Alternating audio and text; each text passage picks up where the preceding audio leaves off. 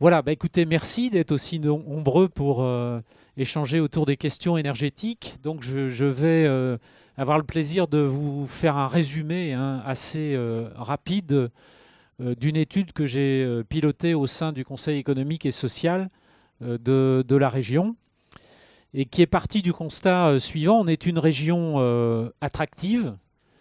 Vous savez que l'INSEE annonce 900 000 habitants de plus dans la région Pays de la Loire d'ici 2040 et qu'on est sur des taux de croissance de l'ordre de 35 000 habitants par an chaque année en Pays de la Loire.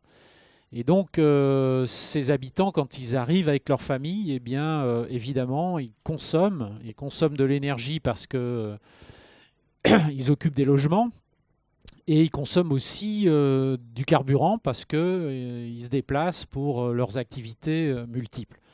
Donc on est dans une région où la croissance des consommations reste sensiblement supérieure à la croissance moyenne en France.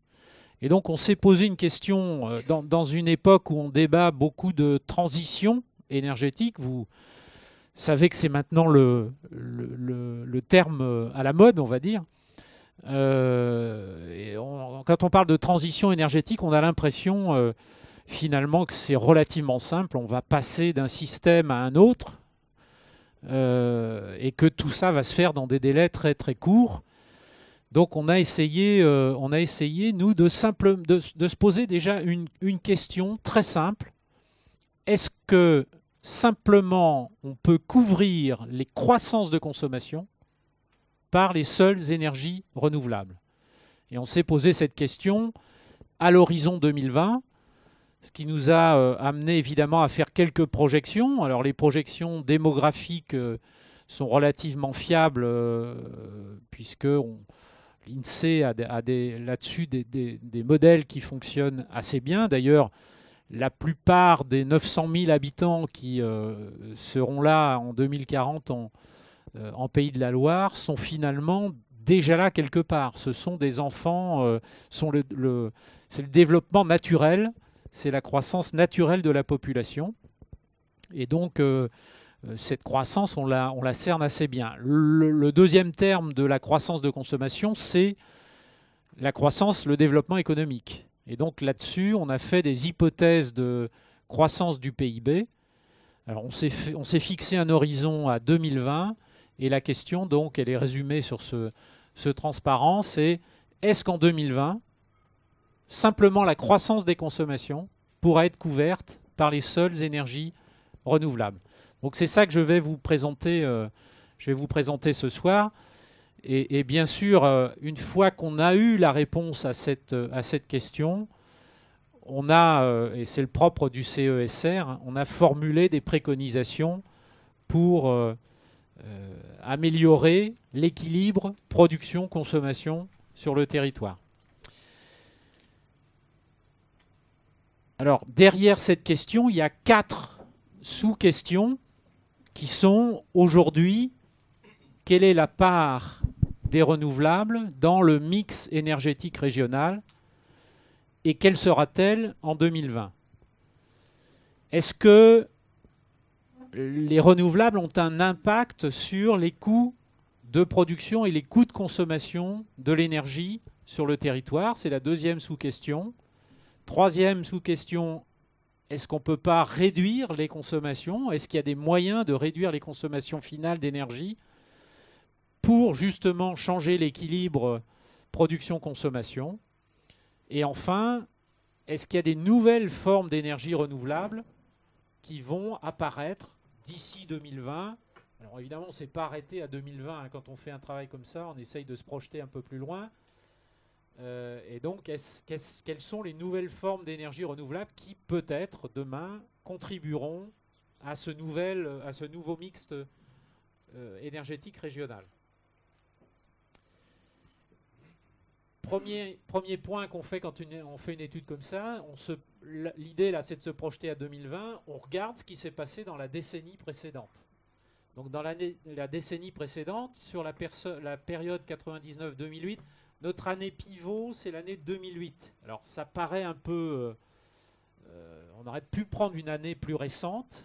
Pourquoi on a choisi 2008? Tout simplement parce que la région et l'État construisent des schémas régionaux, notamment un schéma qui s'appelle le SRCAE, qui veut dire Schéma régional climat, air, énergie.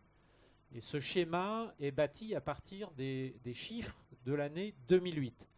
Donc comme on produisait notre rapport en même temps que ce schéma est en cours de discussion, on a choisi de prendre l'année 2008 comme l'année pivot.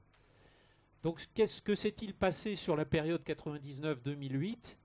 Eh bien la croissance démographique était déjà forte, elle n'est pas en révolution, hein. On est sur ces taux de croissance de l'ordre de 30 à 40 000 habitants par an sur la région.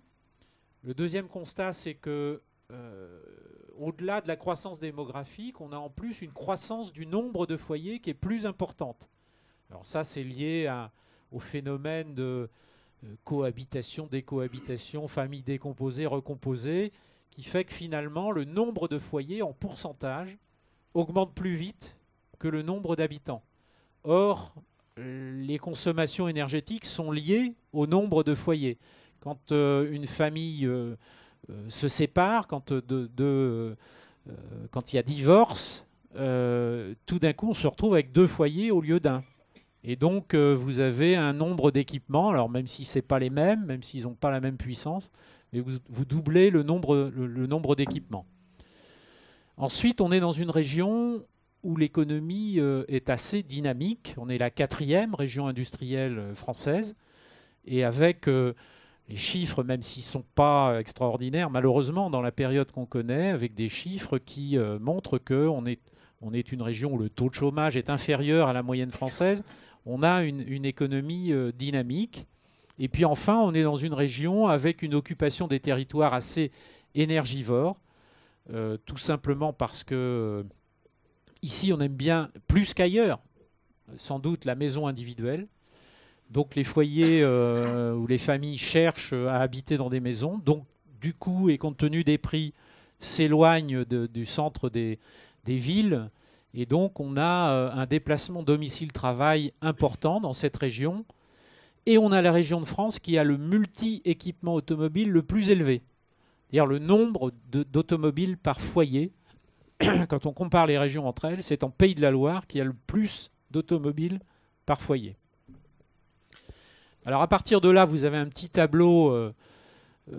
Pour la présentation, j'ai simplifié, hein. Dans l'étude, c'est beaucoup plus détaillé que ça. Vous avez un petit tableau qui montre comment se répartissent les consommations entre différents secteurs dans une comparaison Pays de la Loire, France. Donc vous voyez, si on prend Pays de la Loire, 44%, presque 45% des consommations énergétiques sont faites dans le secteur résidentiel tertiaire. Ensuite, vous avez 35% des consommations qui sont dues au transport, puis 16% dans l'industrie et 4,6% dans l'agriculture. Et si on se compare à la France, vous voyez que s'agissant du résidentiel tertiaire, on est à 3 points au-dessus de la France, de la moyenne française. Pour les transports, et ça confirme ce que je disais tout à l'heure, on est à 4 points, enfin un peu moins de 4 points au-dessus de la moyenne française. Par contre, dans l'industrie, on est en dessous. Bon, ça, c'est tout simplement parce qu'on a moins d'industries lourdes dans cette région, même si on a quelques grosses entreprises. On a moins d'industries lourdes que dans d'autres régions où sont implantées la sidérurgie, la production d'aluminium, qui sont des gros consommateurs d'énergie. Et puis, s'agissant de l'agriculture, vous ne serez pas surpris que dans cette région, il y a une part liée à l'agriculture plus importante que dans le reste du territoire. Alors, ce tableau montre les consommations finales par énergie. Alors, en pourcentage, encore une fois, quand on fait des documents de synthèse, on ne peut pas mettre tous les chiffres. Vous avez évidemment les chiffres en absolu dans le rapport. Ce rapport, on ne l'a pas mis à disposition, mais si vous êtes intéressé, n'hésitez pas. On a un petit stock de rapports, donc n'hésitez pas à le faire savoir pour ceux qui auraient envie de lire ça. je ne doute pas que c'est intéressant, je ne vais pas dire le contraire, mais il faut y rentrer, quoi, hein, quand même. Hein. Donc là, vous avez un tableau qui compare les consommations alors, par type d'énergie entre Pays de la Loire et France. Et sur l'année 2008 et sur l'année sur la décennie 99-2008 en termes de comparaison, de croissance. Donc si je vais expliquer ça, vous voyez que les produits pétroliers, c'est 49,6% des consommations énergétiques en 2008 et ça a augmenté de 3,5% entre 99 et 2008. Si on prend la France, vous avez 42,5% de consommation de pétrole dans le total des consommations françaises. Et en France, il y a une baisse de la consommation de pétrole entre 99 et 2008. Alors ensuite, vous voyez apparaître une ligne agrocarburants. Les agrocarburants, ce sont des carburants produits à partir de tournesol, enfin des huiles végétales qui sont triturées et qu'on transforme soit en diester et qu'on ajoute à ce moment-là au diesel, ou soit des éthanols qui, eux, sont ajoutés à l'essence. Et donc, ces agrocarburants, il faut savoir que vous avez une directive européenne qui obligeait, parce que l'Europe est en train d'évoluer, mais la directive européenne disait qu'en Europe, 10%, il fallait ajouter 10% d'agrocarburants dans les carburants classiques issus du fossile. Donc 10% d'éthanol dans l'essence, 10% de diester dans le diesel. Et c'est une directive relativement récente et vous avez des chiffres qui sont assez faibles. On est en pourcentage, pardon, je croyais j'allais donner une unité, mais on est en pourcentage. Donc vous voyez qu'il y a un peu d'agrocarburants qui commence à apparaître en 2008, mais il n'y en avait pas du tout en 99. Ensuite, vous avez bien sûr le gaz naturel, 19,1% comparé à 21,3%. Là, on a une forte croissance du gaz naturel sur la région Pays de la Loire. Alors c'est dû en particulier, mais il y a des spécialistes qui pourront peut-être me corriger là-dessus. Je pense qu'il y a eu des nouvelles communes qui ont été desservies en gaz naturel, peut-être de façon plus importante dans notre région, en comparaison à d'autres régions françaises. Donc on a une dynamique de développement du gaz naturel relativement significative en Pays de la Loire. Le charbon, eh ben, il y en a encore un peu. Il y a encore un peu de consommation de charbon. On est en consommation finale, hein, c'est-à-dire que le charbon qui est consommé par Cordemais n'est pas pris en compte. Hein. Le charbon, il sert à faire de l'électricité. Donc on va retrouver ce charbon-là dans la production d'électricité. Par contre, il y a encore quelques industriels qui consomment du charbon. Il y a par exemple Tereos, une chaufferie au charbon. Si on prend Nantes, il y a quelques industriels.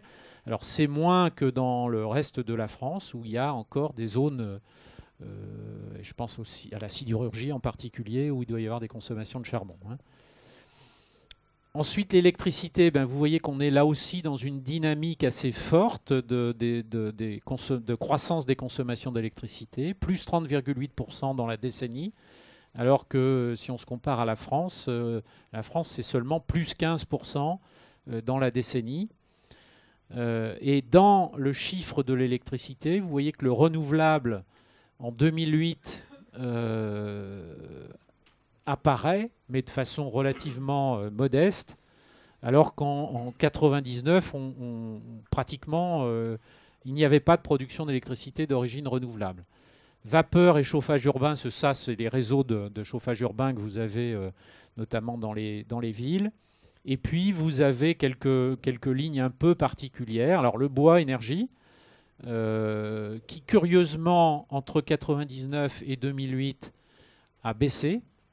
Alors, si on regarde de la courbe, en fait, entre 99 et 2008, là, on est sur 2 points. Hein. Si on regarde la courbe, il a baissé dans la première partie de la décennie pour remonter dans la deuxième partie. Alors, qu'est-ce qui explique ça? Simplement que on avait, dans la première partie de la décennie, on était encore sur de la consommation de bois un peu traditionnelle, la cheminée à foyer ouvert, et que progressivement sont apparus de nouveaux équipements, les poêles à charbon en particulier, qui plaisent maintenant beaucoup. Pardon, les poêles à bois, excusez-moi, évidemment. Donc, qui ont fait, d'une part, modifier la courbe de décroissance, et puis en même temps, vous avez des chaufferies bois qui ont été, qui commencent à se développer sur un certain nombre de territoires.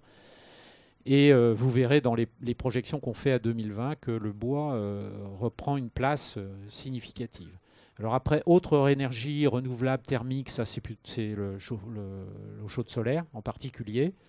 Et puis des combustibles spéciaux dont je vous avoue que je ne sais même plus très bien de quoi il s'agit, mais c'est totalement marginal. Donc, vous avez simplement sur ce tableau la confirmation qu'en termes de croissance des consommations, elles sont sensiblement supérieures aux moyennes françaises. Alors ensuite, sur cette période 99-2008, quelle est la part des renouvelables dans le mix énergétique régional? Alors, on n'a pas repris, encore une fois, les chiffres totaux, c'est toujours des tableaux de synthèse, mais dans les consommations totales, en 99, vous voyez que vous aviez, alors l'énergie, c'est les kilotep, kilotonnes équivalent pétrole, on ramène tout dans cette unité. Vous aviez 64 kilotep de chauffage urbain et vous aviez 422 kilotep de bois énergie. Et pour le reste, les agrocarburants n'existaient pas. L'électricité renouvelable en 99, c'était uniquement la micro-hydraulique quand on parle des Pays de la Loire. Donc la micro-hydraulique, c'est les barrages au fil de l'eau sur la Mayenne en particulier. C'est essentiellement en Mayenne. Ce sont des barrages donc, qui fonctionnent avec le courant simplement hein, sur la Mayenne. Donc c'est 2 kilotep. Et vous voyez que lorsqu'on ramène ces productions d'origine renouvelable sur le total des consommations, on arrive à un pourcentage, à l'époque, donc 6,2% des consommations d'énergie en Pays de la Loire en 99 étaient d'origine renouvelable. Alors si on passe à 2008, on va voir qu'il y a quand même des évolutions. Le chauffage urbain a continué à se développer. On est passé de 64 à 108 kilotep. Les agrocarburants sont apparus puisqu'il y a eu cette directive européenne qui a été mise en place et traduite dans les réglementations françaises. Que tout ça est même encouragé par des dispositifs fiscaux. Voilà. Et la traduction dans notre territoire pour donner les choses concrètement, c'est une unité qui a été implantée à Montoire par Cargill. Donc Cargill, groupe américain spécialisé dans la trituration des graines. Et Cargill est implanté déjà à Saint-Nazaire, fabrique des huiles au départ uniquement à vocation alimentaire et des tourteaux, enfin les soldes des graines en quelque sorte servent à faire de l'alimentation animale. Et Cargill, évidemment, ayant perçu qu'il y avait un marché de production de diester, s'est lancé dans la trituration à vocation diester, a construit une usine immédiatement à côté de la raffinerie de Donges, et les diesters produits par Cargill transitent par pipe directement dans la raffinerie de Donges, qui ajoute la proportion qui peut être ajoutée à la production de diesel ou d'essence, pas d'essence puisqu'on ne fait pas d'éthanol ici dans la région, on fait que du diester. Donc il y a aujourd'hui un cycle de production de diester dans la région autour de l'estuaire. C'est à partir ou de tournesol ou de soja. Oui, donc c'est pour partie des productions agricoles régionales et pour une autre partie de l'importation. Hein. Voilà, donc ensuite vous voyez que pour l'électricité d'origine renouvelable, on commence à mesurer en 2008 l'impact de l'éolien et du photovoltaïque. Les premières éoliennes ont dû être mises en service en 2003 ou 2004. On me corrigera, je crois que c'est celle de Bouin. Et donc, il y a une amorce de développement en 2008. Le bois énergie, donc, on l'a vu, a baissé, mais encore une fois, avec une courbe qui est les 330, c'est plus que ce qu'il y avait en milieu de décennie. Et puis enfin, les autres énergies renouvelables thermiques, notamment l'eau chaude solaire, se développe également sensiblement en 2008. Alors là, on a une petite croissance puisqu'on passe de 6,2% part du renouvelable dans le total des consommations à 6,8% dans le total des consommations. Alors ça paraît marginal. Ce qu'il faut comprendre, c'est qu'on est sur on progresse sur des chiffres qui augmentent. Hein. C'est-à-dire que le 6,8, c'est quand même sensiblement, d'ailleurs on le voit bien, le total est sensiblement supérieur à celui de 99. Hein. Alors la deuxième ligne en bas, c'est la réponse à notre question. Enfin, c'est sur la décennie passée. Quelle est la proportion de la croissance des consommations qu'on couvre avec le renouvelable?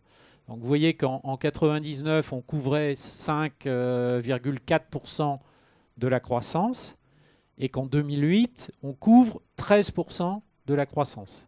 Hein, alors on n'est pas encore aux 100%, et on va essayer de voir si en 2020 on y arrive. Vous n'hésitez pas à intervenir hein, si je dis éventuellement quelque chose de pas clair ou si ça mérite précision.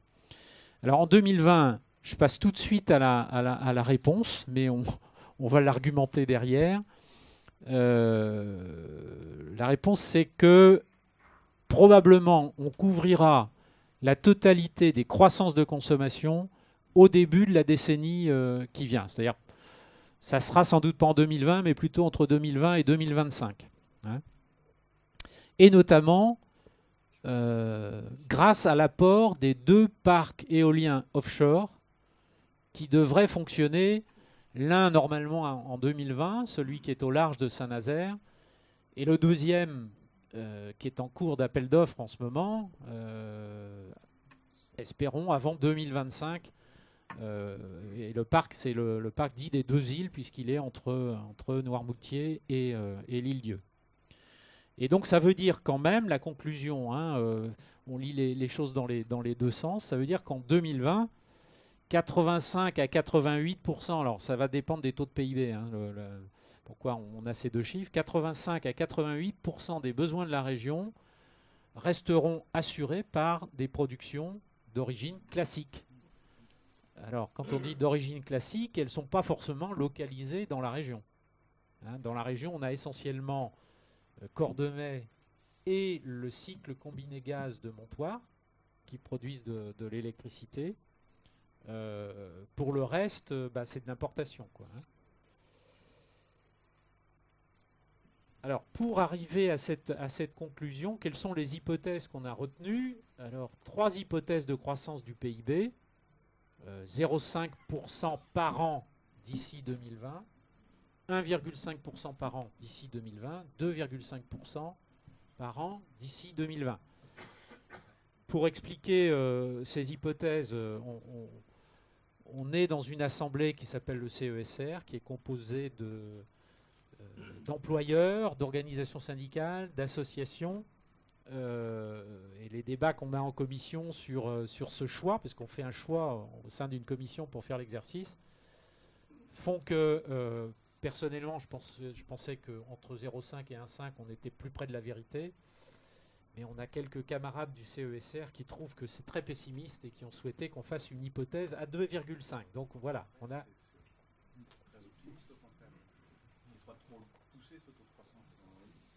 Justement. Mais voilà. Alors, on a ensuite un autre critère qui intervient, qu'on appelle l'intensité énergétique.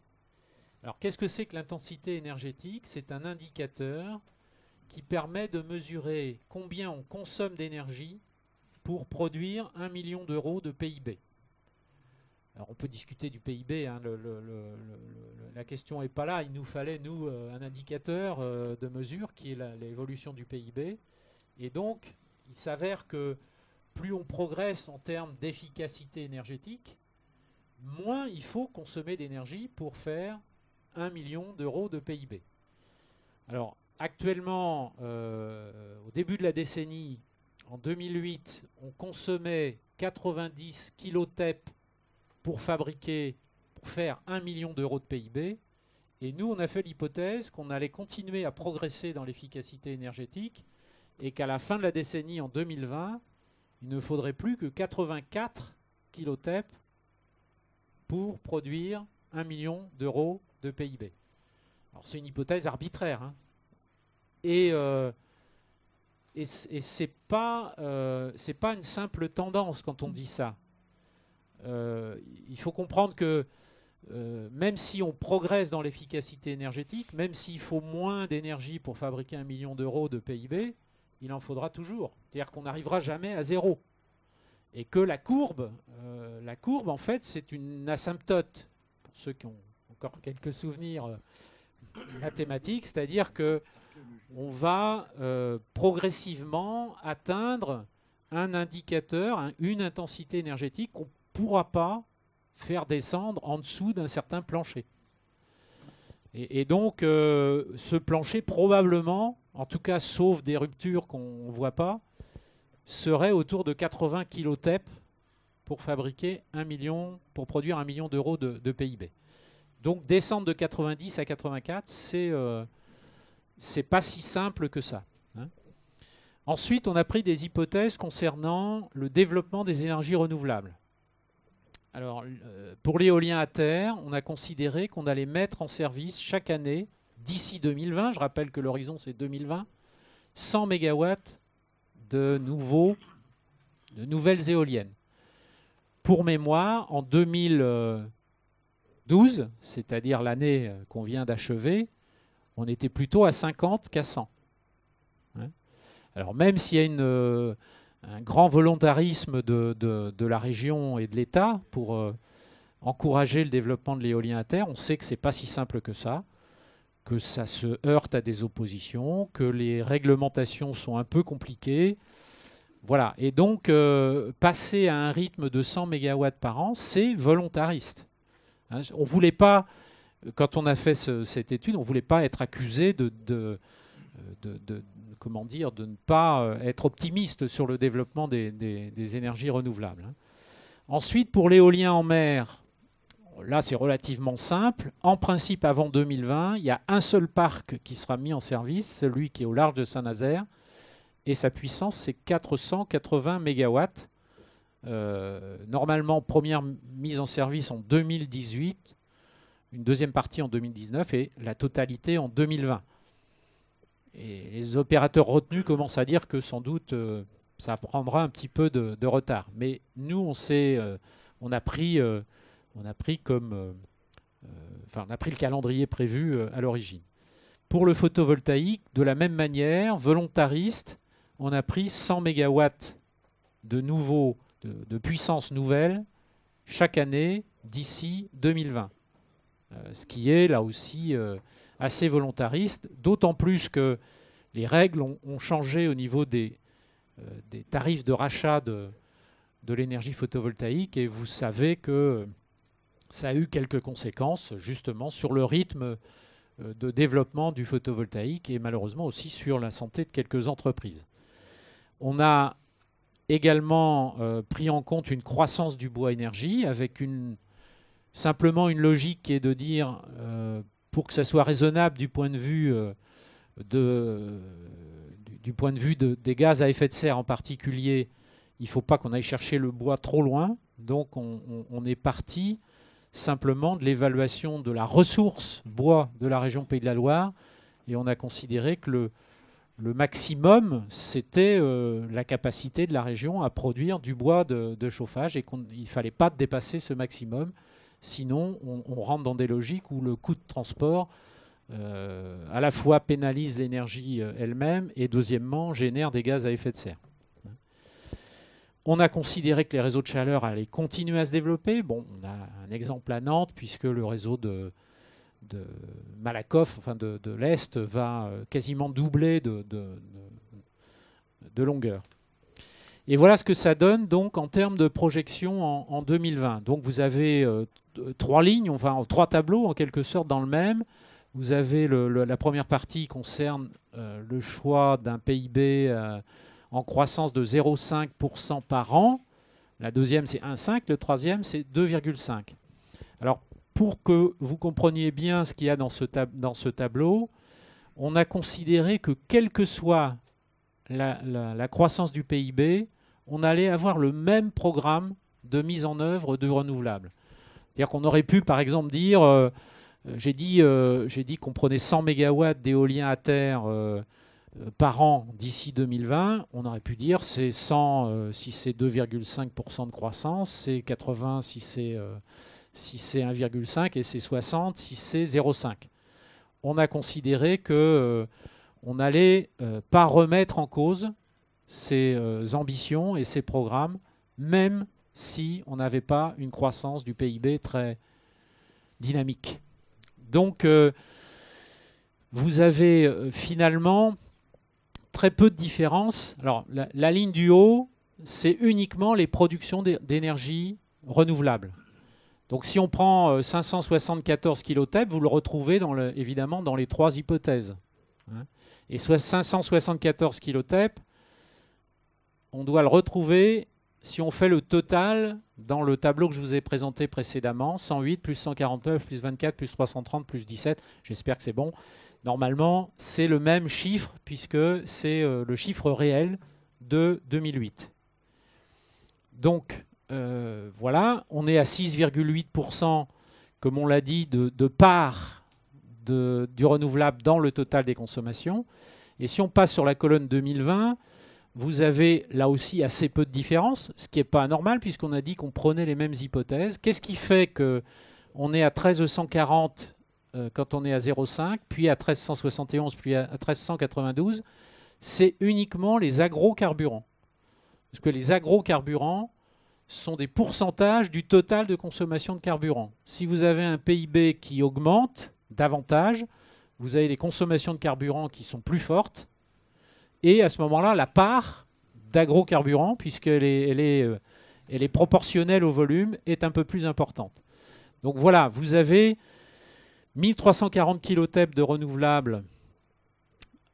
Si on est dans l'hypothèse 0,5%, et du coup, vous avez une part du renouvelable à 2020 sur le total des consommations qui est à 14,7%.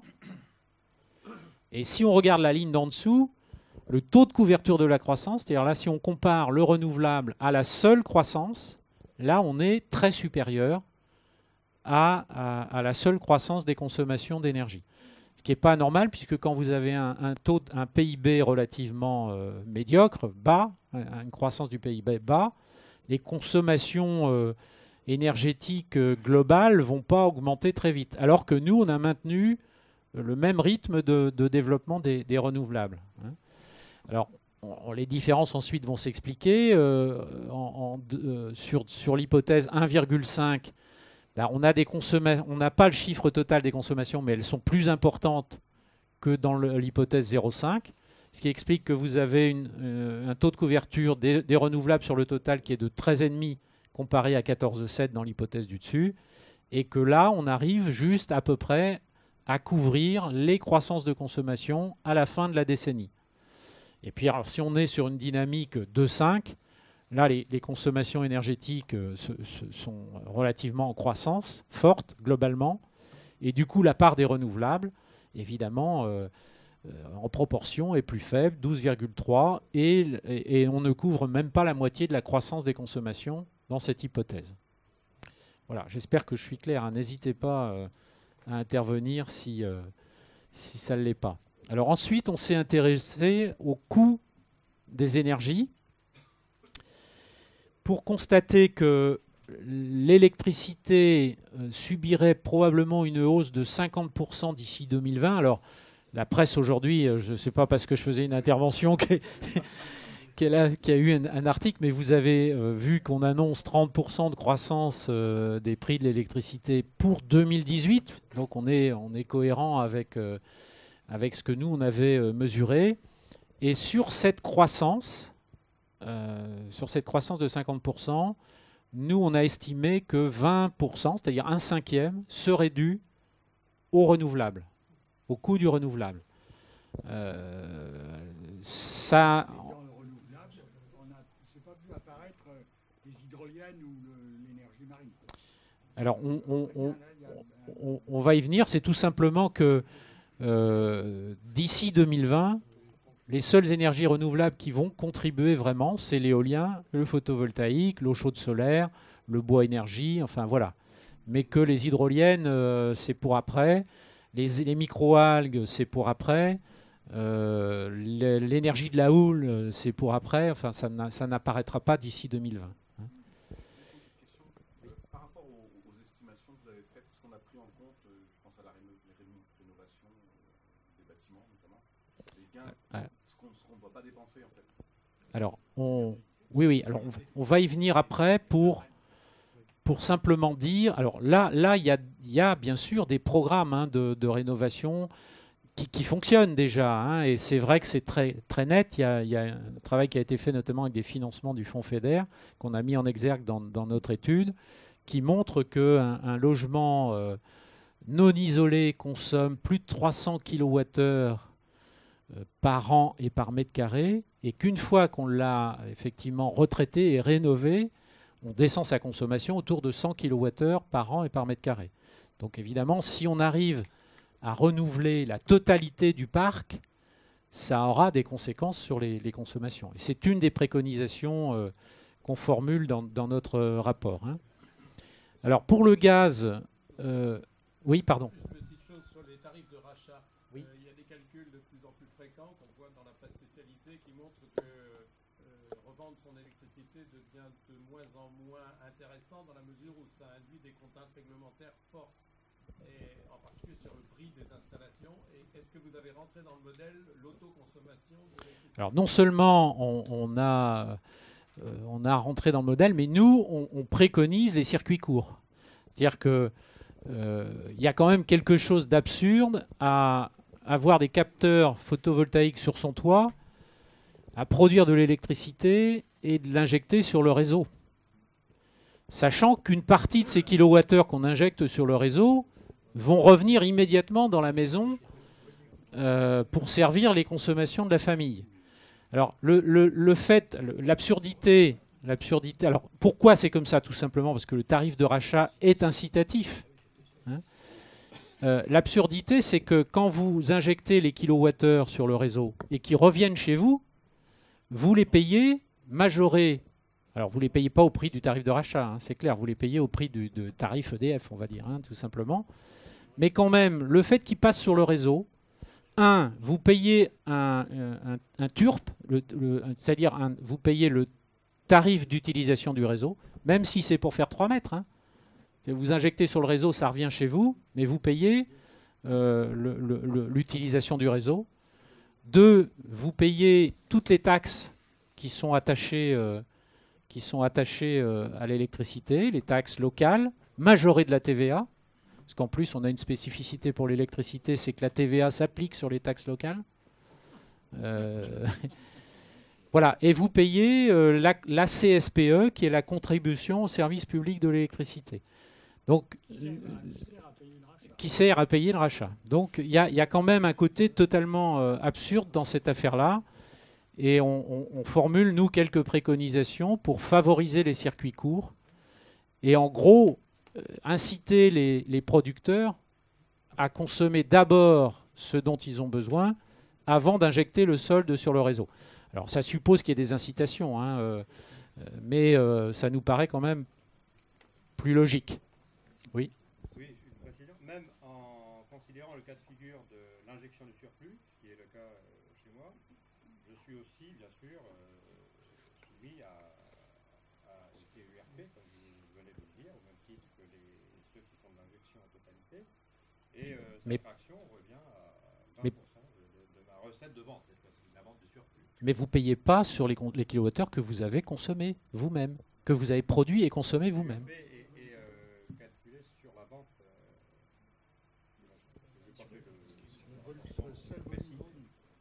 Bon, en tout cas, voilà. En tout cas, ça paraît quand même plus logique de consommer d'abord ce qu'on a produit avant de l'injecter sur le réseau, mais on pourra en débattre. Alors pour le gaz, sur les prix, on sait que le gaz a fortement augmenté depuis quelques années. Une des raisons, c'est son indexation sur le coût du pétrole. Par contre, aujourd'hui, on ne sait pas très bien comment ça va évoluer parce que vous avez un marché mondial qui est assez divisé en trois grandes parties. C'est-à-dire que Fukushima, d'une part, donc le Japon et la Chine sont des très forts consommateurs de gaz, donc contribuent à la croissance des prix du gaz sur le marché mondial.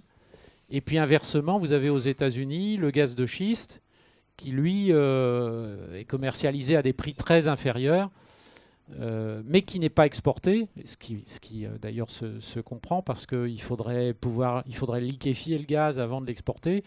Et du coup, le gaz de schiste ne serait pas plus compétitif, il ne serait pas moins cher que le gaz traditionnel, on va dire, mis sur le marché. Et nous, en Europe, on est entre les deux, c'est-à-dire qu'on vit sur des contrats à long terme qui garantissent les approvisionnements, mais qui sont bâtis sur des prix en partie indexés sur le pétrole. Alors j'ai vu que Gazprom faisait des efforts très importants et baissait ses prix, donc peut-être on peut espérer qu'il y aura un petit bénéfice sur le marché européen.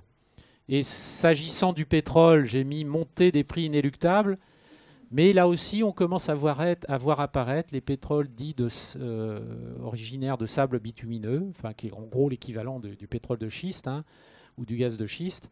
Et l'Agence internationale de l'énergie commence à dire que les prix du pétrole finalement vont probablement baisser parce qu'il y a des capacités nouvelles qui vont apparaître sur le marché. Alors les préconisations, et puis je vais les passer assez rapidement.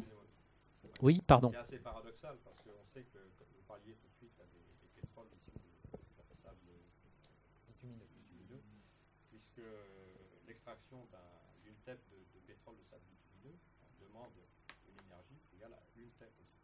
Donc, il y a l'économie et il y a l'environnement. Non, mais vous avez totalement raison. Ce qui est, par exemple, si on parle des gaz de schiste, on parle beaucoup de la question environnementale, qui est fondée. Ce qui est très rarement, vous trouvez rarement des articles sur la question économique, alors que les sociétés américaines qui sont les plus grands producteurs de gaz de schiste sont toutes en situation difficile économiquement parce qu'elles vendent en dessous du prix de revient. Bon, mais oui, vous avez raison, il faut parler non seulement d'environnement, mais d'économie. Alors, les préconisations qu'on formule dans notre rapport sont d'abord, effectivement, d'aller vers la sobriété et l'efficacité énergétique. Et en premier lieu, nous préconisons la rénovation des parcs de logement et du tertiaire existant dans le cadre du fameux SRCAE que j'ai évoqué, qui est en cours de construction, schéma régional climat air énergie. Si on a pris une hypothèse, en gros, je vais résumer de façon très simple. Si on a 1 euro, est-ce qu'il vaut mieux le mettre dans la production éolienne ou dans l'isolation des logements? C'est clair, il faut le mettre dans l'isolation des logements parce que c'est 2 fois plus efficace en termes de résultats. Donc ça ne se pose pas comme ça, il faut faire les deux, vraisemblablement. Ce n'est pas le même argent, mais c'est clair qu'il y a un vrai défi. Et nous, on dit que ça doit être une grande cause pour la région d'engager un programme de réhabilitation des logements existants et du tertiaire existant. Oui. Est-ce que vous avez abordé la question de la libération des contraintes? Parce que un propriétaire actuel de maison particulière justement. Savoir qu'en France, on a privilégié l'isolation par l'intérieur, qui multiplie les coûts thermiques. Dans d'autres pays, on choisit d'interdire la rénovation par l'intérieur. Par exemple, en Allemagne, on rénove par l'extérieur, on isole par l'extérieur, et là, évidemment, on a beaucoup moins de coûts thermiques. La contrainte réglementaire, c'est que dans un permis de rénovation, vous ne pouvez pas dépasser sur la parcelle de 5 cm. C'est interdit en France. Je vais faire l'instituteur une seconde, mais je vous propose de laisser Philippe Audic terminer sa présentation, ensuite de poser les questions, parce qu'on essaie de garder le son des séances, et quand vous parlez hors micro, on ne garde rien du tout, ça ne sert à rien. Donc je vous propose de laisser terminer Philippe Audic, et ensuite de grouper vos questions et de lui poser vos questions. Ce sera plus simple pour nous et pour vous. Donc je continue alors sur l'injonction de l'animateur de la soirée. Donc, priorité pour nous à la rénovation des parcs de logements et tertiaires. On préconise, il y a un dispositif qui s'appelle les certificats d'économie d'énergie, qui en principe est destiné à inciter les particuliers, notamment, et les entreprises d'ailleurs, il n'y a pas d'exclusive, à engager des travaux d'efficacité énergétique. Il se trouve que ce dispositif fonctionne, mais a donné lieu à un système de gestion qui est une vraie usine à gaz, et que, en gros, plus de la moitié de l'argent correspondant à un certificat d'économie d'énergie sert à faire fonctionner le dispositif. Donc, une préconisation qu'on formule, nous, c'est d'essayer de construire un dispositif de même nature, mais plutôt régionalisé. Et on s'est permis aussi de proposer la régionalisation de l'ADEME. L'ADEME étant un outil qui est coincé entre des politiques régionales et des politiques nationales. Et il nous semblerait que l'ADEME pourrait gagner en efficacité en étant régionalisée. Ensuite, exploiter toutes les ressources locales. Donc c'est bien sûr en termes d'énergie renouvelable, l'éolien à terre, l'éolien en mer. L'expérimentation dans les énergies marines. On est une région maritime. La région est d'ailleurs impliquée fortement sur ces questions d'énergie marine. Elle a mis en place un dispositif, comme vous le savez, au Croisic, une sorte de prise, je vais dire une prise électrique qui est au fond de l'eau, et qui va permettre de tester des éoliennes flottantes, qui va permettre de tester des machines de récupération de la houle, par exemple, qui ne sont pas forcément développées dans la région, qui peuvent être développées ailleurs, mais les systèmes un lieu de test, il n'y en aura pas partout, et il y en a un en Pays de la Loire, et c'est une bonne initiative de la région. Ensuite, pour le solaire, on s'est permis de suggérer peut-être quelques contraintes architecturales, tout simplement, allez, je vais dire pour favoriser un peu les fabricants européens par rapport aux fabricants chinois, par exemple en limitant à moins de 3 cm le débord du capteur photovoltaïque par rapport à la toiture. Alors on peut trouver des formules comme ça, qui est une forme de protectionnisme, je le dis, mais qui peut rétablir certaines conditions de concurrence entre divers fabricants. Passer des agrocarburants aux biocarburants, là c'est clair, les agrocarburants que j'ai évoqués, vous voyez bien, ça stérilise de la surface agricole pour produire effectivement ou du tournesol ou du soja ou différentes, qui normalement ont une vocation alimentaire, et là on en fait du carburant, donc on voit bien que ça peut interroger. Et deuxièmement, le cycle n'est pas si vertueux que ça, c'est-à-dire que probablement ça consomme plus d'énergie que ça n'en rend, probablement ça produit du gaz à effet de serre plus que on en absorbe. Donc l'enjeu là, c'est de passer de ces formes d'agrocarburants à des biocarburants. Alors les biocarburants, c'est quoi? C'est par exemple utiliser les chaumes du blé à la place, à la place des oléagineux, c'est utiliser les fans de maïs, etc. C'est donc de travailler avec la matière qui n'a plus de vocation alimentaire pour faire les mêmes carburants. Donc ça, c'est ce qu'on appelle la deuxième génération. Puis la troisième génération, c'est de travailler à partir de certains types de microalgues qui permettent également de produire des huiles. Et là, on a des labos à Saint-Nazaire qui sont bien placés. Valoriser les déchets régionaux. Il y a déjà des installations qui permettent de valoriser ces déchets, mais on peut faire mieux. Donc il y a sûrement mieux à faire. Et puis j'ai évoqué la pétrochimie inversée. La pétrochimie inversée, ça consiste à refaire du carburant à partir de tous les sacs plastiques qui sont indestructibles, qui sont stockés dans des déchetteries depuis longtemps. Et on a un groupe dans la région qui s'appelle le groupe Séché, qui travaille sur refaire des carburants à partir de ces matériaux-là. Développer, organiser les circuits courts énergétiques, j'en ai dit un petit mot tout à l'heure. On pourrait imaginer que une collectivité, par exemple, qui fait de l'éclairage public, soit, par exemple, incitée à acheter les productions locales pour nourrir son réseau d'électricité, d'éclairage public. Enfin, expérimenter les réseaux intelligents. Bon, ça, c'est quelque chose qui est dans l'air du temps, qui va se développer avec l'apparition des compteurs intelligents et qui, en gros, permettront, alors je vais le dire de façon un peu rapide et raccourcie, aujourd'hui, quand on fait une prévision, un équilibre production-consommation, on fait une évaluation des consommations la veille pour le lendemain, qu'on réajuste en permanence tout au long de la journée, et puis on demande aux producteurs d'énergie de mettre en service telle ou telle tranche à tel ou tel endroit du territoire pour faire l'équilibre avec la consommation. Là, on serait dans un système un peu inverse. On privilégie d'abord le local avant d'appeler les grosses installations. Alors c'est un raccourci, hein, mais c'est pour illustrer la nouvelle façon de gérer l'équilibre production-consommation. Quelques préconisations sur les choix d'aménagement du territoire, études d'impact énergétique dans les documents d'urbanisme et dans les permis de construire, récupération de l'énergie dans les transports collectifs, transfert du fret de la route. Alors on est presque dans les vœux pieux là, hein, parce que malheureusement il faudrait y arriver, mais bon, les choses montrent que ça ne se produit pas. Développer la R&D. Alors on s'est permis là aussi de faire quelques suggestions sur le stockage, notamment de l'électricité, stockage électrochimique gros volume pour l'électricité.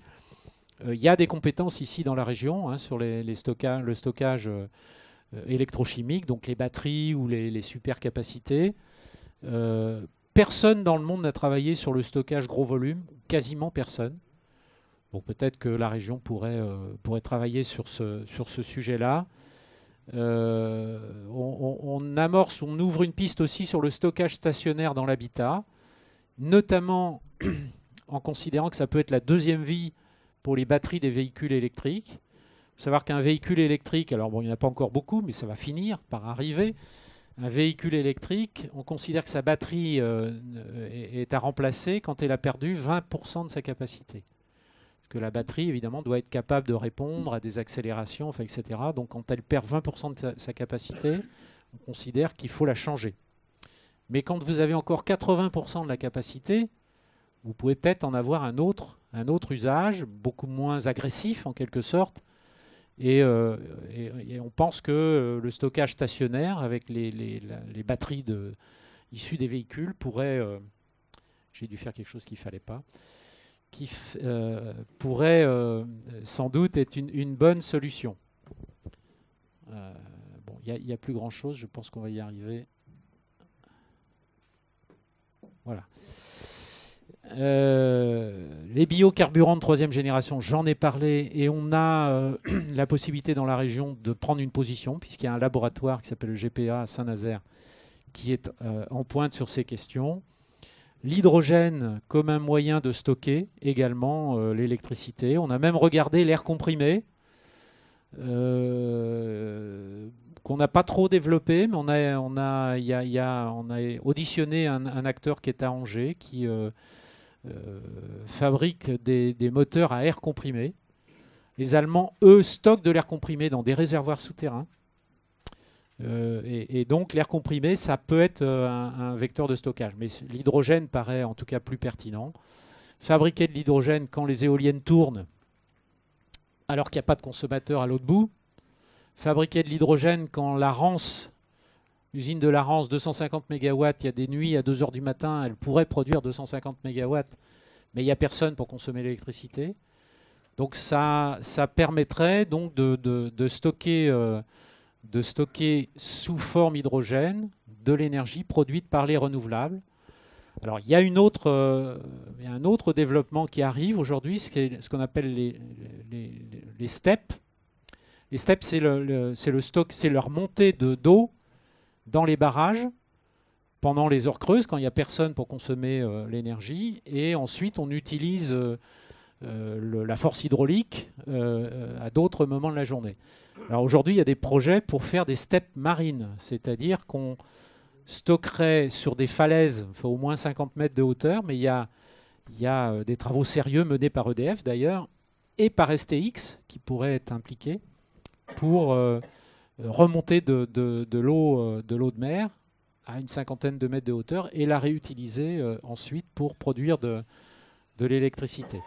Et puis enfin, on se permet de suggérer à la région que ça serait bien de constituer une conférence régionale permanente de l'énergie. La Bretagne a fait ça et le Pays de la Loire pourrait s'en inspirer en réunissant tous les acteurs, les producteurs, les distributeurs et les consommateurs dans une conférence globale. Voilà, j'ai fait très vite, mais allons-y pour les questions.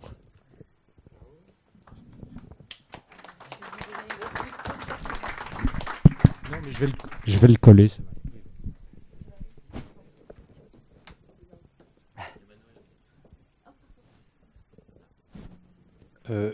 Je suppose que dans la valorisation des déchets, tu as intégré les processus de méthanisation ou de fabrication de biogaz, mais est-ce que ça ne mériterait pas une entrée particulière compte tenu du potentiel dont nous disposons au Pays de la Loire avec beaucoup d'élevage et puis des expérimentations qui sont menées, je pense à la ferme expérimentale de Derval et à l'usine de méthanisation d'Issé.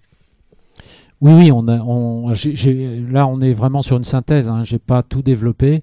Évidemment qu'on parle du biogaz, justement dans la question des circuits courts, on pense qu'il y a un certain nombre effectivement d'installations agricoles qui peuvent être autonomes du point de vue énergétique, à la fois parce qu'elles peuvent couvrir certains éléments de toiture, de photovoltaïque, mais aussi produire du biogaz et le consommer. Oui, ça c'est un vrai axe de développement. Oui. Dans les actions à faire, tu as parlé de la rénovation du parc de logements et tertiaires anciens. Quelle est l'hypothèse qui est retenue au niveau du pourcentage du parc qui serait rénové en 2020 ? Alors, dans le SRCAE, et on a repris cette hypothèse-là, il y a une forte ambition, qui me paraît d'ailleurs pas réaliste, mais le SRCAE dit ambition, rénover la moitié du parc de logements existants anciens et tertiaires d'ici 2020 et l'autre moitié d'ici 2040.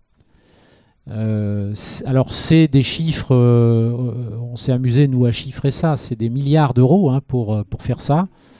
Donc comment tout ça va être financé ? On voit bien que tout ça pose des questions. Il y a celle de l'isolation par l'intérieur, par l'extérieur. Il y a celle du propriétaire et du locataire. Enfin, on voit bien que c'est pas un sujet simple.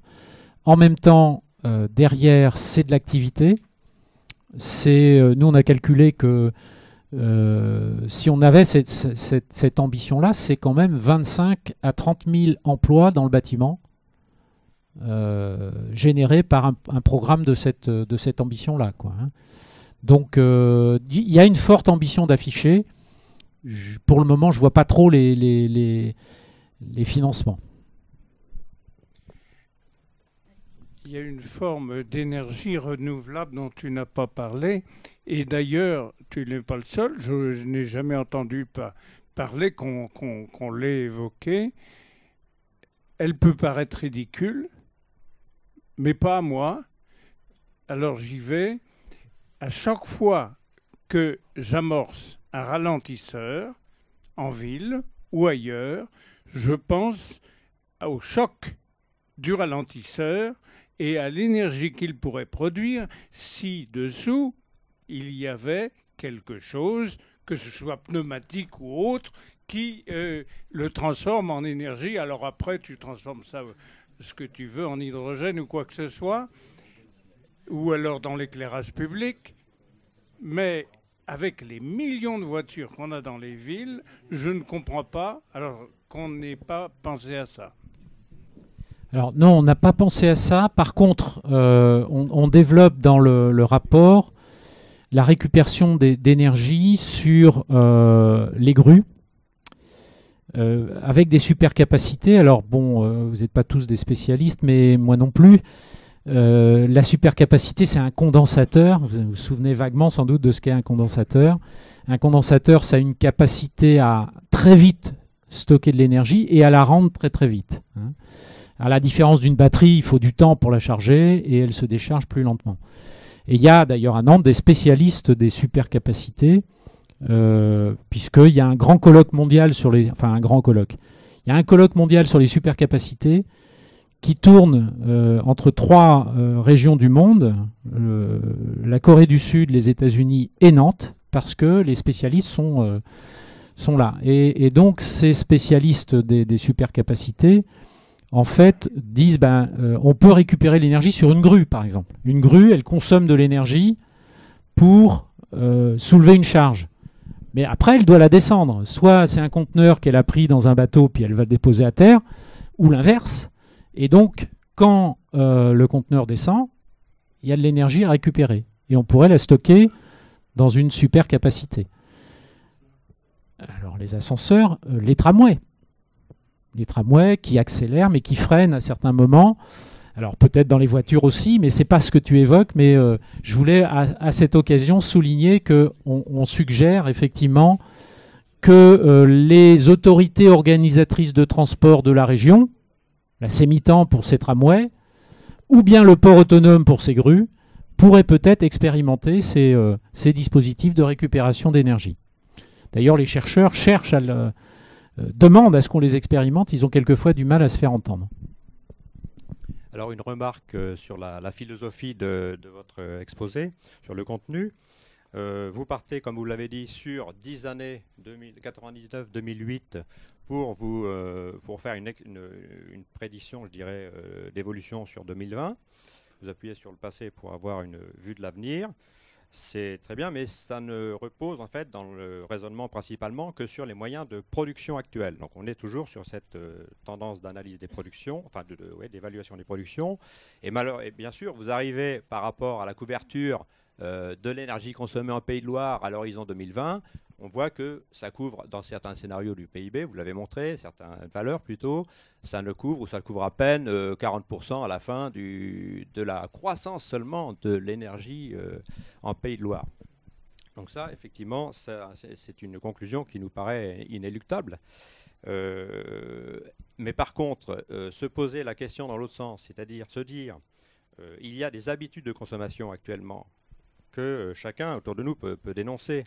Il y a des comportements et surtout analyser des besoins peut paraître aussi intéressant de partir de ces besoins qui seraient hiérarchisés et qui seraient donc mis en phase d'usage et de moyens. Donc on ferait l'inverse de la prédiction que vous avez établie.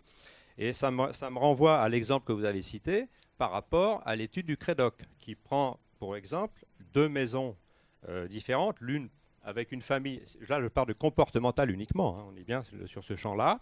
On prend une famille qui est pas très regardante aux économies d'énergie, et 2 maisons identiques, et une autre famille dans la même maison qui, elle, a des comportements attentifs à la consommation. C'est-à-dire qu'elle sait ce que c'est qu'appuyer sur un bouton électrique, elle sait ce que c'est que monter d'1 ou 2 degrés la température de la maison, etc. Donc là, c'est intéressant parce qu'on a le levier que vous avez expliqué, c'est le SRCAE hein, qui projette un petit peu dans l'habitat ces types de levier d'économie d'énergie. Hein. Donc c'est ça qui est intéressant. Avant de la consommer, ce qui est bien, c'est de l'économiser. Et on ne voit pas paraître sur le tableau final qui figure dans votre document, où l'énergie renouvelable couvre 14% seulement de la croissance énergétique en Pays de Loire. On ne voit pas apparaître ce levier-là. Et là, bon, je pense que c'est un peu la problématique de votre vision au CESR, c'est que vous êtes rivé sur la production et non pas sur l'analyse des besoins hiérarchisés selon leur importance, leur utilité, où là, vraiment, on voit la production d'une autre manière. Non, mais j'entends ce que vous dites. D'ailleurs, on a, nous, fait référence à cette étude du CREDOC pour effectivement indiquer que le comportement était important. Ceci étant, vous avez des études qui démontrent aujourd'hui que les maisons basse consommation, à l'usage, elles consomment beaucoup plus que ce que la théorie donne. Et pourquoi? Parce que, effectivement, les habitants se sentent tout d'un coup libérés. C'est-à-dire, en gros, ils disent, j'ai fait un effort, j'ai une maison basse consommation, donc maintenant, je peux laisser allumer. Enfin, j'en sais rien. Ils font moins attention.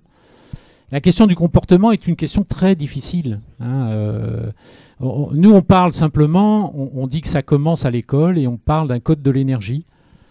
Et on dit qu'il faut effectivement sensibiliser la population. Mais après, les gens, il n'y a pas d'obligation. Donc, c'est toujours un peu la difficulté d'intégrer le comportement dans des prévisions. Voilà. Moi, je me souviens d'un débat sur l'énergie avec la région où il était question de faire une nouvelle ligne à haute tension. Et il y avait effectivement un certain nombre d'acteurs autour de la table qui disaient... Non, c'était même pas ça, c'était avant le cycle combiné gaz. Il y avait un certain nombre d'acteurs autour de la table qui disaient « Mais à quoi ça sert de faire une nouvelle centrale? Il n'y a qu'à arrêter de consommer. » Sauf qui, à un moment, prend le risque de ne pas faire la ligne ou de ne pas faire la centrale parce que peut-être il n'y aura plus les entreprises, il n'y aura plus... Enfin, c'est un sujet pas simple et pas évident. Et la question du comportement est très difficile à intégrer. Oui, alors sur cet aspect, on a un travail pratique, je dirais, qui se déroule en ce moment sous nos yeux.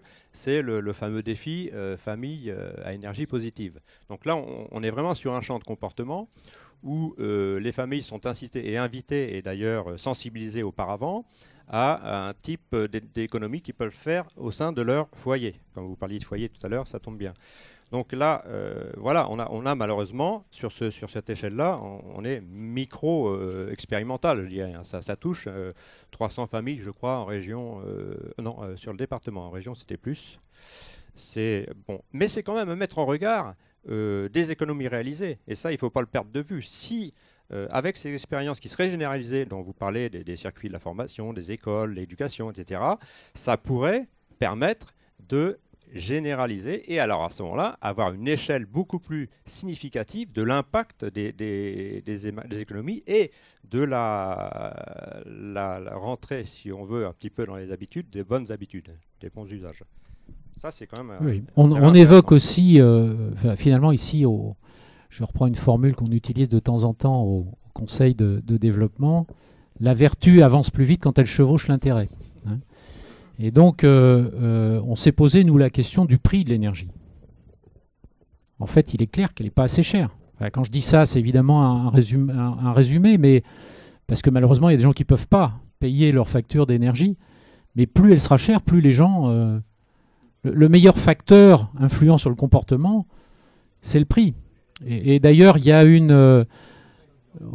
a un projet de loi, alors bon, qui a l'air d'être très laborieux à faire aboutir sur les histoires de bonus-malus, mais il y a en Californie alors on parle que d'électricité là, mais il y a en Californie un dispositif tarifaire qui effectivement est un peu est de même nature que celui qui est envisagé. Il est installé depuis 1970, donc c'est pas très récent, et qui a produit des résultats tout à fait intéressants en termes de maîtrise des consommations, puisqu'en gros, en Californie, les consommations n'ont plus augmenté, d'électricité, n'ont plus augmenté depuis la mise en place de cette tarification, alors qu'elles ont doublé dans le reste des États-Unis.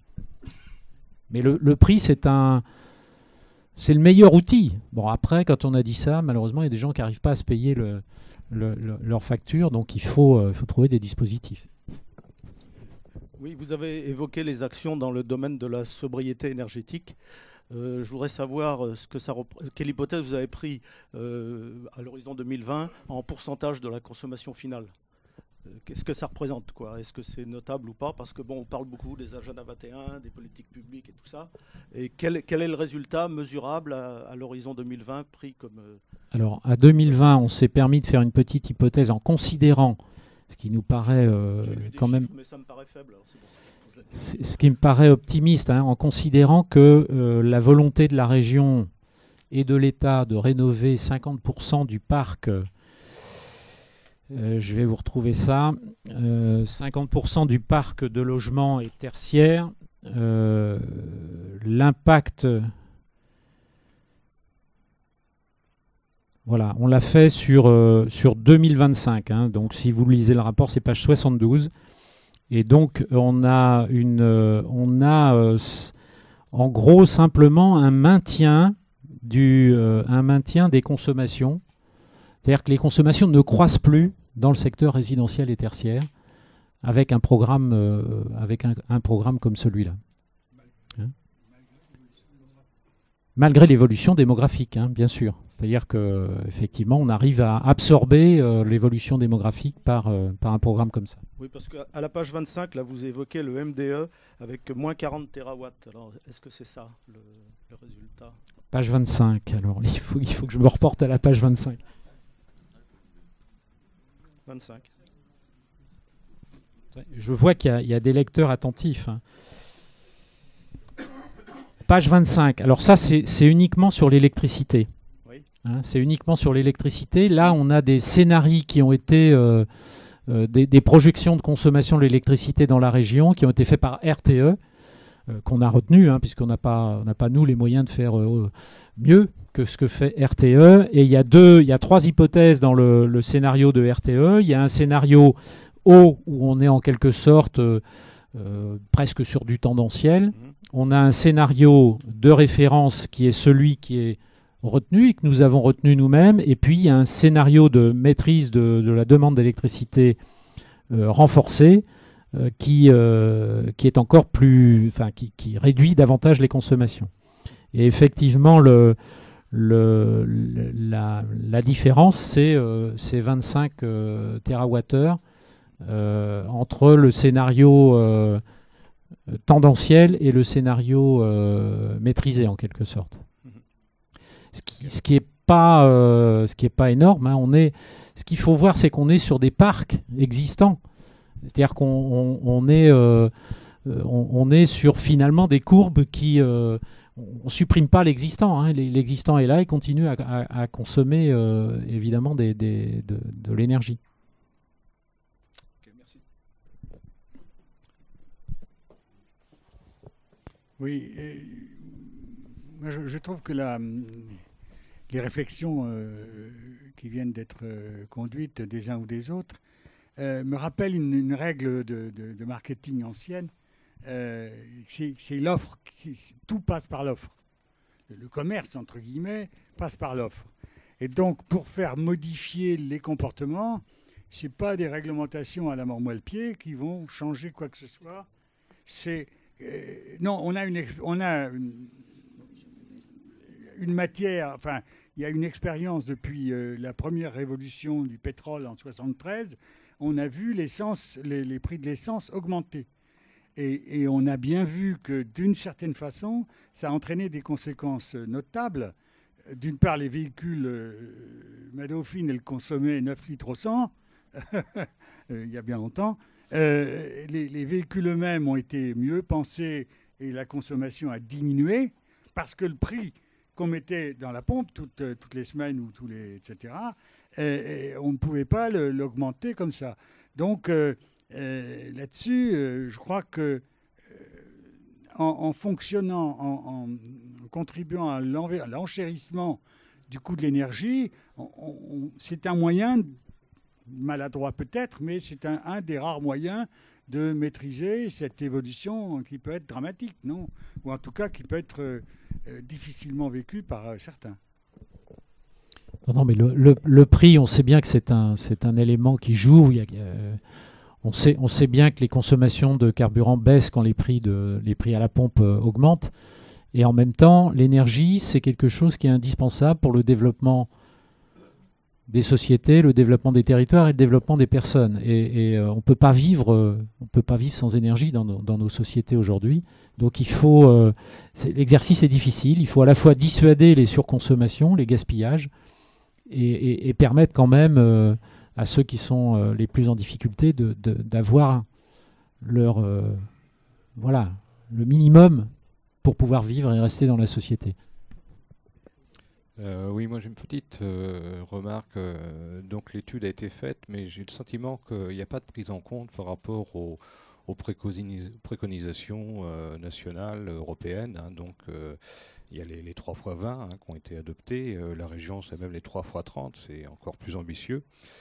Et visiblement, c'est pas évoqué dans le document et c'est pas pris en compte, puisque si on regarde le résultat, on n'y est pas.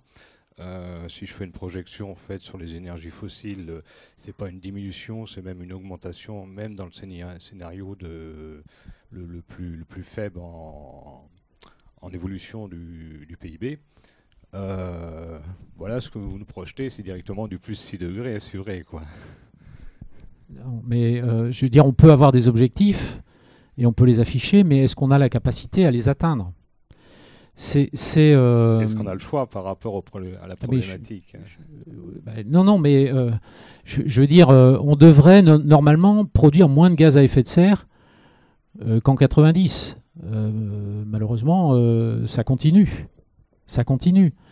Nous, on n'est pas. Nous, on est des observateurs au niveau du Conseil économique et social régional. Hein. Quand on dit on prend une hypothèse qui est de faire 100 MW d'éolien terrestre de plus chaque année, on est 2 fois au-dessus de ce qui s'est fait l'année dernière. Donc, les investisseurs, je pense qu'on les a, mais il y a un certain nombre d'éléments qui font que ça ne se fait pas comme ça du jour au lendemain de faire 100 MW d'éolien terrestre nouveau chaque année. Et quand on dit 100 MW d'éolien terrestre nouveau chaque année, on est en dessous de l'objectif des 3x20 et des 3x30, et on est qu'à 50 l'année dernière. Oui, tout à fait, mais je pense que sur la partie sobriété et efficacité, il y a quand même des scénarios qui sont beaucoup plus ambitieux que ça, et c'est vraiment le volet essentiel. Et d'ailleurs, quand on parle de transition énergétique, c'est le premier poste qui est visé parce que c'est tout de suite payant, et on sait très bien, et ça a été dit, qu'il vaut mieux commencer par ne pas dépenser de l'énergie plutôt que d'en produire. Je pense que ce qui a été présenté, on peut aller bien au-delà, et soit par des mesures, c'était évoqué tout à l'heure la crise de 73, je vous rappelle, les médias parlaient énormément du problème du pétrole. Le slogan en France, on n'a pas de pétrole, mais on a des idées, a marqué les générations. Aujourd'hui, c'est pas le cas, quoi. Et donc, il y a plein de façons d'aborder le sujet pour aborder. Ensuite, il y a les aides, etc., la rénovation, les moyens mis. On a très peu parlé des transports, mais le transport, c'est quand même le deuxième poste énergétique et le premier en gaz à effet de serre, quoi. Et je trouve vraiment que ça manque d'ambition sur cette partie-là, quoi. Non, mais on a lu les scénarios de mégawatts, de Virage Énergie. Hein, oui, il y en a d'autres. Hein. Il y a effectivement la part comportement. Alors moi, la part comportement, je ne sais pas comment on la modélise. Et franchement, j'ai beaucoup d'interrogations par rapport à ça. Hein. C'est pas un manque d'ambition, c'est que je ne sais pas comment on modélise cette part comportement. Ça passe par de la sensibilisation, de la formation, de l'accompagnement, certainement. Il y a après les questions d'isolation et de rénovation du parc de logement. Ça, c'est clair. On voit bien qu'il y a un défi, un enjeu là. Rénover la moitié du parc de logement d'ici 2020, c'est 16 milliards d'euros d'investissement. Comment on va les trouver ? Enfin, qui va les apporter ? 16 milliards d'euros d'investissement. Alors, en plus, c'est très intelligent parce que ça réduit les factures. Enfin, je veux dire, on a tous les bénéfices à faire ça. Hein. Il n'y a pas de discussion par rapport à ça. C'est des emplois qui ne se délocalisent pas. C'est-à-dire que c'est les entreprises de bâtiment qui sont sur le territoire voilà, je l'ai dit, 25 000 emplois derrière. Voilà, on sait que ça, il faut le faire. Et bon, voilà, après, ça fait longtemps qu'on le dit qu'il faut le faire, quoi. Oui, pardon. Oui, moi, je reviens sur la thèse de tout à l'heure, que quand les prix augmentent, la consommation diminue. Est-ce qu'il y a des statistiques sur les foyers qui payent l'électricité très peu cher ? Alors d'abord, il y a deux types. Il y a deux types. Dérider un peu. Hein. C'est pour dérider un peu. Il y a effectivement des salariés, on va dire, d'EDF et de GDF, on va le dire comme ça, qui ont des conditions privilégiées. Mais il y a aussi le tarif de première nécessité, hein, puisqu'il y a des foyers qui ont du mal à payer leurs factures, hein, d'électricité ou de gaz. Donc il y a des tarifs spéciaux qui ont été mis en place. Il y a aujourd'hui 800 000 personnes qui bénéficient de ces tarifs. Et on dit qu'il y a en fait on serait plutôt à 3,5 millions ou 4 millions de personnes en situation de précarité énergétique. Et donc, il y a effectivement des gens qui payent pour ça. Alors, autour de l'énergie et de l'électricité, on peut amorcer des débats. Hein. Globalement, si les 3,5 millions de personnes qui sont en précarité énergétique bénéficiaient du tarif de première nécessité, ça veut dire que ça coûte 400 millions d'euros à la collectivité. Ça veut dire que ceux qui ont les moyens, évidemment, contribuent à cette prise en charge. Inversement, il y a des paradoxes, parce que si vous avez les moyens, vous mettez des capteurs photovoltaïques chez vous, et les gens qui habitent à Malakoff, ils payent pour vos capteurs photovoltaïques, puisqu'ils payent sur leur facture la CSPE, la contribution au financement du service public de l'électricité. Et là-dedans, il y a le tarif de rachat du kilowattheure et des kilowattheures renouvelables. Il n'y a pas que ça, non, mais j'illustre les paradoxes qu'il peut y avoir. Pour revenir sur les comportements d'une part et la transparence d'écoute d'autre part, quel impact des travaux du CESR aujourd'hui sur le débat national engagé concernant la transition énergétique? Parce que le rapport là date de novembre 2002. Or, il se trouve que fin novembre 2012, un grand débat a été lancé, et donc il y a une mobilisation générale. Alors, et le deuxième Vous avez le sentiment qu'il y a un grand débat de lancé? Je ne sais pas. Il a été au moins lancé. Alors, quelle part ou annoncé, quelle part pense prendre le CESR pour projeter justement dans ces débats? Nous, notre rapport, il est remis à la région. Hein. Ce qu'il faut comprendre, c'est que le Conseil économique et social, il travaille, il réfléchit autour d'un territoire qui est la région administrative. Il a vocation à interpeller l'autorité régionale par rapport à ces politiques. Et l'objet de ce rapport, c'est à la fois d'interpeller la région, de faire des propositions et des préconisations que la région peut reprendre ou ne pas reprendre, bien sûr, hein, puisque c'est comme le conseil de développement, quand on formule des propositions, la communauté urbaine va les écouter ou pas les écouter, ou les écouter et les reprendre ou pas les reprendre. Pour le CESR, c'est le même rapport à la région. Donc ça, c'est versé aux assises et aux débats organisés par la région sur la question énergétique. Hein. Et moi, je vais participer à des ateliers, je vais reparticiper à des ateliers de la région sur cette question. Oui, j'aurais une remarque pour Philippe et ensuite une autre pour les deux participants. Dans tout le document, il est question d'énergie surtout et moins de puissance. Je m'explique. Aujourd'hui, à 19h30, 19 février, comment peuvent être utilisés les mégawatts photovoltaïques et les mégawatts éoliens? Nous sommes en temps anticyclonique, il n'y a pas de vent. Il est 19h30, il n'y a pas de soleil.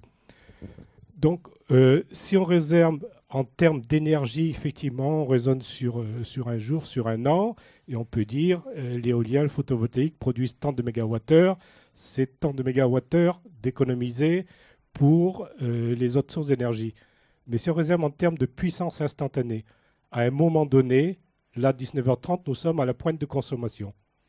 On ne peut pas rentrer maintenant les énergies renouvelables tant que le problème du stockage d'électricité n'aura pas été résolu. Donc ça, c'est quelque chose qu'il faudrait dire. Et je voudrais faire une remarque. Vous avez parlé d'augmenter la part des énergies renouvelables. L'année dernière, entre 19h30 et 20h, il y a eu une émission à France Inter où une auditrice a déclaré « Il n'est pas question de mettre dans mon logement moins de 22 degrés. Je considère que c'est un acquis du progrès. On ne reviendra jamais là-dessus. » Je regarde les livres qu'on peut trouver en librairie sur l'aménagement des maisons. Ils préconisent 25 degrés dans les salles de bain. Comment pensez-vous, dans ce contexte-là, arriver à diminuer les gaz à effet de serre? Ne pensez-vous pas que la première action à faire, c'est modifier les comportements avant d'agir sur le technique, sur les équipements? Et qu'est-ce que vous répondez à ces personnes qui ne veulent pas revenir à 18 ou 19 degrés? Sur la contribution en puissance des énergies renouvelables à la pointe, je crois que RTE, mais il y a peut-être quelqu'un dans la salle qui pourra le confirmer, je crois que RTE prend en compte un tiers de la puissance éolienne pour la pointe, considérant qu'entre les façades, voilà. Entre les façades, on peut tabler sur un tiers à peu près. Par rapport à la question, il n'y a pas de mauvaise solution en fait. Il n'est pas question de dire on agit sur le comportement et pas sur l'efficacité des équipements. En fait, il faut agir sur tout ça en même temps. La solution, elle n'est pas comportementale, elle l'est entre autres, mais aussi améliorer l'efficacité. Vous le voyez bien sur un frigo aujourd'hui, on a fait un bond technologique sur la consommation, et ça, il faut le déployer à large échelle sur l'ensemble des biens. Une voiture, en fait, c'est un très bon exemple. Une voiture d'une tonne pour transporter quelques 100 kilos de personnes, et on sait faire quelque chose de beaucoup plus efficace. Et la consommation, on sait faire des voitures à 3 litres au 100, 2 litres au 100 voilà, pour transporter une personne, etc. Vous voyez, c'est à la fois... Vous avez parlé d'un bond technologique sur les frigos, d'accord, il s'est accompagné d'achats de frigos de plus en plus grands. Les voitures, les moteurs ont fait des progrès, voilà. La voiture diminue la consommation, les gens achètent des voitures de plus en plus grandes. Mais vous avez raison de le souligner, il y a un effet rebond en fait, et... Il y a un effet rebond, et c'est en travaillant sur le comportemental et vraiment expliquer les enjeux. En 73, je le disais tout à l'heure, il y a eu une campagne en fait menée par le gouvernement qui était exemplaire. Je ne sais pas si vous vous en souvenez. Enfin, ça a marqué les esprits. Et regardez aujourd'hui la campagne qui est menée par rapport aux enjeux qui sont colossaux. Aujourd'hui, beaucoup plus qu'en 73. Eh bien, on ne met pas les moyens de communication en place. Ok, merci. Il y a encore une question, je crois.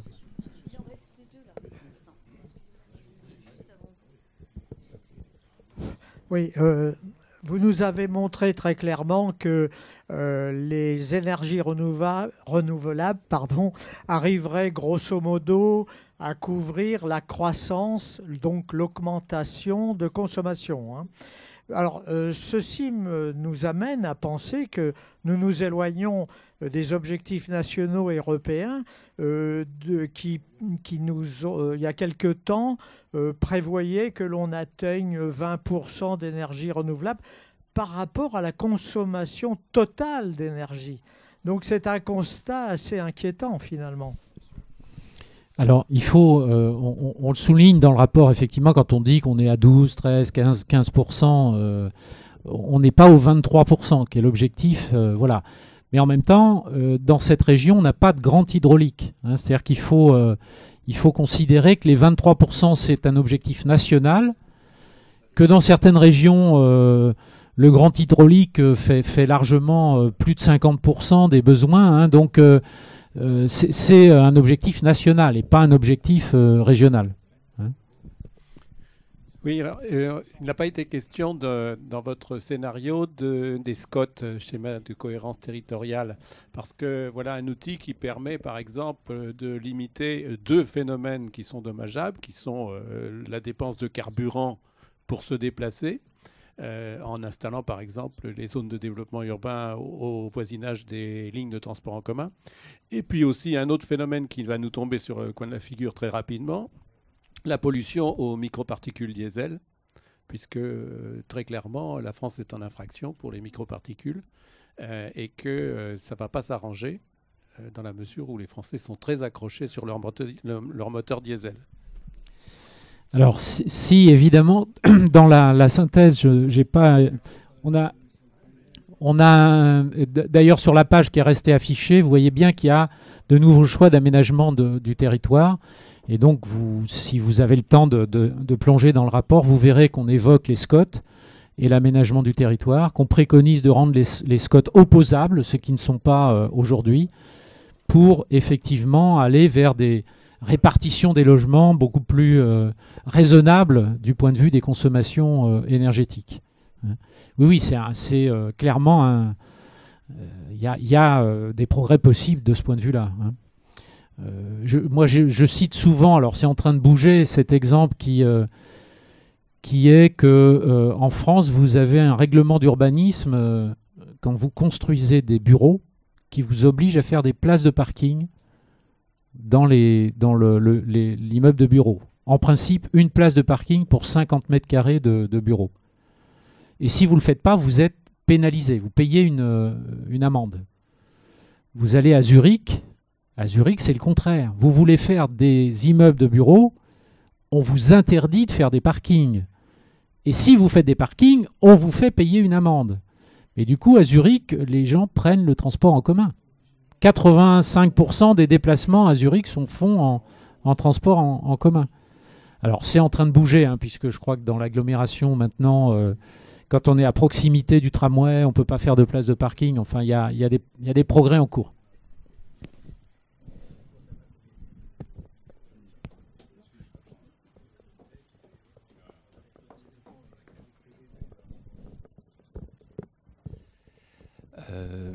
Merci pour votre intervention qui était passionnante.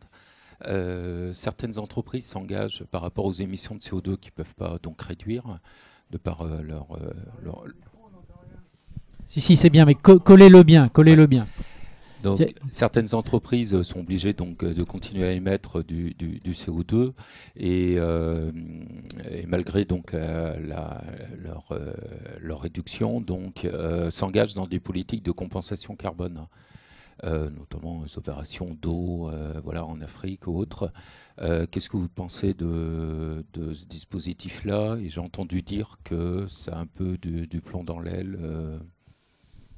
Alors, je ne sais pas répondre. Je ne sais pas ça répondre à cette question. Je sais effectivement que quand vous achetez auprès d'une entreprise, vous achetez un produit, elle s'engage à compenser l'effet carbone.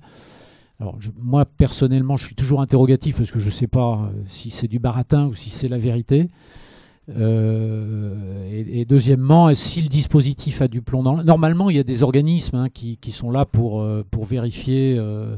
Pour vérifier ça, c'est comme le kilowattheure vert, puisque vous pouvez très bien, par choix, décider de prendre un kilowattheure, de demander un kilowattheure vert. Et votre fournisseur d'électricité doit pouvoir vous garantir qu'il fabrique bien ce kilowattheure à partir de renouvelables.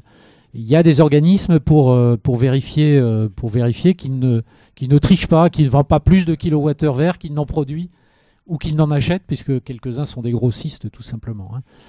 Voilà. Alors, normalement, quand il y a des engagements comme ça, il y a des labels, il y a des certifications, il y a des contrôles. Après, sur la remise en cause du dispositif, je ne sais pas répondre.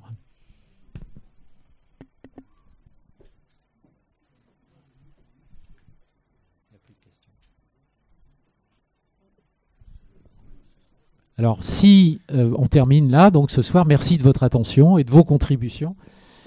Si le rapport n'est pas parfait, encore une fois, le CESR, il est dans une position d'observateur, il essaye de comprendre ce qui se passe, il essaye peut-être de donner des éclairages.